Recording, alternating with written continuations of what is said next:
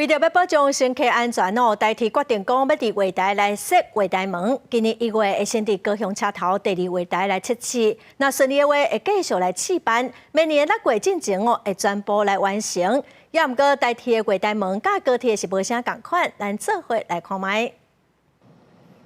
列车检索经过拄啊设好的月台测试门入来车站，代替跋落铁轨路的事件不时发生，加上考虑新疆甲有回旅客的安全，代替决定设月台门。第一个测试门就设伫高雄站第2月台，车班较少，主要停漂亮列车的边侧。 开启列车车门，那缆绳会跟着车门一起往上。那旅客上下车完毕之后，然后缆绳又会降下来，让列车开出去，这样子。有自强号、有莒光号的长度都不一样，而且这个月台还有一些弯道，所以采用这个设计，就可以迎合所有的车种。